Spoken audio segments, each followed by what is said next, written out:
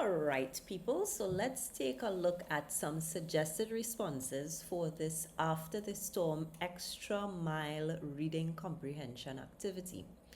As you know, those of you who are in my class would know, the extra mile reading comprehension activities or any of the extra mile activities are things that you do on your own time as additional homework practice or just a little bit of revision that is not actively graded by me as the teacher, but that I would still like to know who is submitting for our classes. So this is an activity that you are free to do after you've done your must do homework. You have your should do homework, which I'm just calling extra mile because, as you know, as I always like to encourage you, it's important to go the extra mile. It is never wasted. Anybody who does any kind of workout or any athlete that you know, any musician that you know, extra work always pays off in the end. And even though S.E.A might not be the end of any journey, it may be just the beginning of a journey, or it may be a significant milestone. It's an important habit to adopt to go the extra mile because, as I've told students in class before, the mountaintop is never really crowded, right? At the base of a hike, there are lots of people in the car park, lots of people on their way up, but not necessarily everybody makes it to the top of the mountain. It's always important, and it's always beneficial to do a little bit extra because you can do hard work and you can do excellent work. So enough of that. Let's talk about what are some suggested responses for this After the Storm reading comprehension. So this reading comprehension, these questions are based on this short passage. The passage asked 5 questions, and the 6th question was a reading comprehension, word in context style question. The questions are very similar to the kinds of questions that you will find, gosh, you're not seeing my face, that you will find in the S.E.A reading comprehension passages. We have a mix of literal comprehension and more on the inferential comprehension side, and I'll explain what that means as we encounter those questions. Okay, so this is very similar to the kind of questions that you would be asked in S.E.A. We want to adopt practices and we want to adopt habits that will encourage you to express yourself in your own words based on the information in the passage. Whether that information is directly provided to you, they tell you exactly what the answer is, or they do not, and you have to use a little bit of skill to answer the questions. Okay, so the first thing that we must do for every reading comprehension is that we must read the entire passage from beginning all the way down to end with meaning. And when we read actively, we read with meaning. In other words, we are reading and allowing the words to create images and pictures in our minds. So here we go. The storm struck without mercy. Dark clouds rolled in, and the wind howled through the streets, tearing branches from trees. Sheets of rain battered the rooftops, and lightning lit up the sky like flashing cameras. By the time the storm subsided, the neighborhood was almost unrecognizable. Several rooftops had missing shingles, fences were broken, and fallen trees blocked the roads. The next morning, the residents gathered in the community park. Despite the damage, there was a sense of solidarity among them. Mrs. Jameson, whose house had lost part of its roof, shared her concerns. Mr. Chen, who owned a hardware store, promised to lend tools and materials to anyone who needed them. Children ran around picking up smaller branches, eager to help in their own way. As they walked through the neighborhood together, they marveled at how resilient everyone seemed. Even though the storm had left devastation, the community chose not to dwell on their losses. Instead, they focused on what they could rebuild together. By the end of the day, neighbors were working side by side, clearing debris, repairing fences, and offering comfort. The storm had been fierce, but it also revealed the benevolence that held their community together. So, out of evil comes something good. Out of devastation comes unity among community members.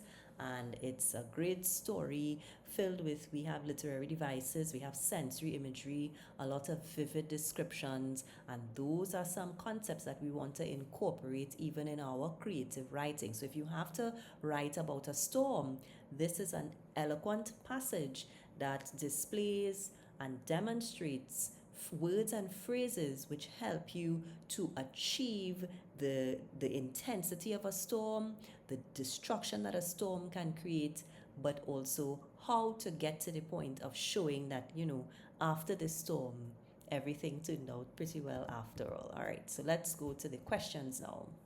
Question number 1 was a literal comprehension question. What does that mean? It means that you can go into the passage and you're looking for those types of questions are often those that start with the who, what, when, where, why, and how. And so in this case, we are being asked, where did the residents gather after the storm to discuss how they could help each other? The passage directly tells us the answer, right where you see my purple box there. The next morning, the residents gathered in the community park. So that preposition in suggests to us the location or the place where the residents gathered, and that will help us to answer the question. Now, a word about how we answer questions. When we do reading comprehension, we are expecting every student's answer to look a little bit different because every student is unique. Therefore, although your answers may vary, your answers must still be relevant within the context of the passage. So you're not trying to make sure that your answer looks exactly like someone else's, but your goal is to make sure that your answer is complete and accurate with respect to what is in the passage. Is that okay? So for my answer, I put exactly as the passage says, the residents gathered in the community park. And if 2 marks were being awarded for this, I'm pretty certain I would get 2 marks out of 2. So question 2, inferential comprehension is the type of question that we're going to be answering from here on.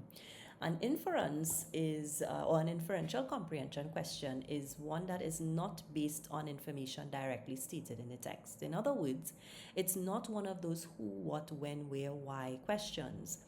It's a question that is asking you to use information in the text that they have provided you, little bits of information, little bits of evidence all around the passage, and use information from your own knowledge and your own life experience to answer the question. So you are going to combine the evidence, which is why I said before that your answer needs to be relevant, as in accurate with respect to the text, and then you're going to combine that with common knowledge that you have, life experiences that you have, that will also help you to answer the question. Let me give you a quick example. Let's say, for instance, that there are people outside of your neighbor's home coming into the home. Your neighbor is not there.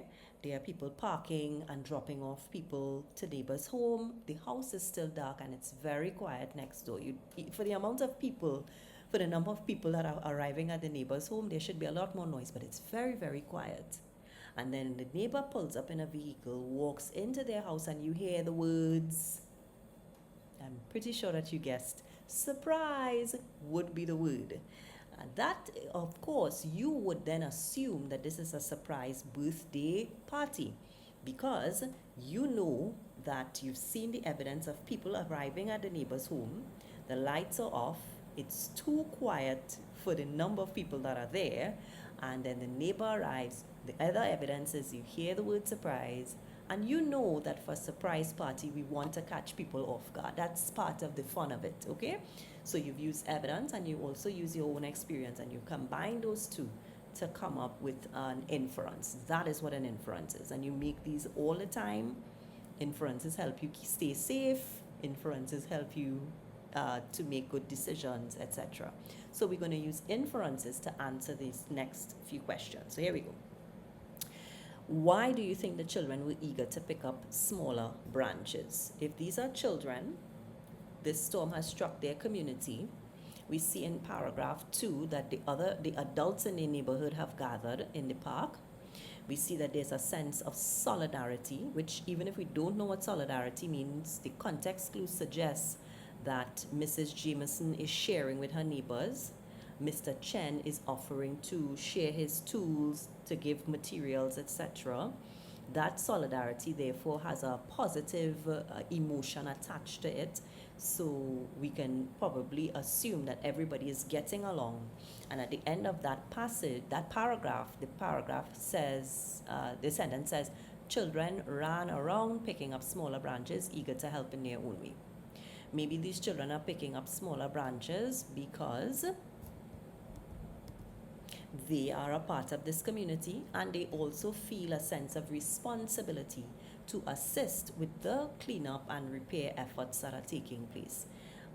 So, based on our understanding of the way that um, this cleanup operation may have happened, maybe you know someone whose home may have been flooded out or may have suffered similar devastation due to a natural disaster. Um, and also, based on the information, the evidence in the passage, we can make an inference that the children are trying to be helpful. That's what it means when it says that they are eager to help in their own way. They are part of the community, and they're picking up smaller branches because that's what children can lift. But it's not about the smaller branches. We want to focus on their eagerness. Why are they eager? They are eager because they want to be a part of something that is positive. They want to be a part of their community, and they want to be of assistance rather than being of a nuisance. All right. So that's a suggested answer for question 2. And here we go to question 3. What can you infer about the relationship between the neighbors in the community? This should be fairly easy to answer because, again, we have a lot of information in the passage, and I've only used the second, third, and fourth paragraphs of the passage. I've cut off paragraph 1 just for the sake of the video. So here we have lots and lots of information all throughout about the relationship between these neighbors. People are sharing their concerns. People are willing to share not just their concerns, but they're willing to share their tools. People are willing to donate materials. People are observing how positive the community's mood and atmosphere seems to be in the face of the devastation left by the storm. People are talking together, walking together side by side, and then working together. The relationship, therefore, between the neighbors in this community, I say it's a caring relationship, it's a loving relationship, it's a kind relationship. And there's a word in the final paragraph that is in bold that is a beautiful word to use here. It's a benevolent relationship. And at the end, we're going to talk about what are some synonyms for the word benevolence, okay? Because benevolence, just like devastation, resilient, and solidarity, those are 4 beautiful and impactful words that convey deep and rich meaning. And you'll see that we want to always get into the habit of, instead of using commonly used words, instead of littering our sentences with words that people have always heard before, we want to use words that are now a little bit above, a cut above. Remember, we're going extra mile. Remember, we're going to the top of the mountain, right? So we have to use top of the mountain kind of words. We have to use mountaintop words if we want to get to the mountain top. So let's go to question 4 now, another inferential comprehension question. Do you think the community's response to the storm was effective? Now, this is a question, this is inferential, yes, but I think that this leans a little bit more to the evaluative side. And I think I would have changed that from inferential to evaluative now that I think about it. Because what you are doing here is you are observing their response and you are evaluating, or you are making a judgment call about whether or not their response was an effective response or an ineffective response. And I also think it's evaluative. I'm changing my mind about that inferential. I think it's evaluative also because the question is asking you to explain your answer with reasons. Okay. So when I look at the final paragraph of this passage, it says by the end of the day. That is where I am going to zone in into the passage to find my answer about whether I thought their response was effective. Now, if this community had only talked about, um, oh my gosh, these are my concerns for Mrs. Jameson, for instance, and Mr. Chen says, well, I have tools here if anybody wants to borrow, and if anybody wants to borrow materials, they could get materials from me. And if all that had happened was that people walked around, talked about this issue, oh my gosh, look at this storm, what we gonna do? No, look how neighbor roof blow off. Indra, you ain't see this. Miss Deborah, you ain't see that. If all they did was talk, I would not be too impressed with them at all. But the passage ends with a little bit of, with a little suggestion that they were effective. It says, by the end of the day, neighbors were working side by side. They were clearing debris, repairing fences, offering comfort. They were active in the cleanup effort. So that is how I know that they were effective. I would not say if the passage had stopped at they were just talking about it, they were just walking around looking at the devastation and everybody's just wringing their hands and oh my gosh, this is crazy. I would not give them a score of effective, but I'm going to give them an effective because at the end of the day, they were able to accomplish repairs and cleanup. And after the storm, that's really all that matters. If they spent a few hours just talking about it and watching the devastation, that would not be a sign of them being effective. Action is what matters after a storm. Let's go to question 5. Inferential. How might this story have been different if the residents had not worked together? Like I just said, if they had not worked together, if all they had done was look at the problem, examine the problem, talk about the problem, or if what they had done was come together and everybody started to squabble and bicker and argue and debate, oh my gosh, I told you all we should do this and I told you all we should do that.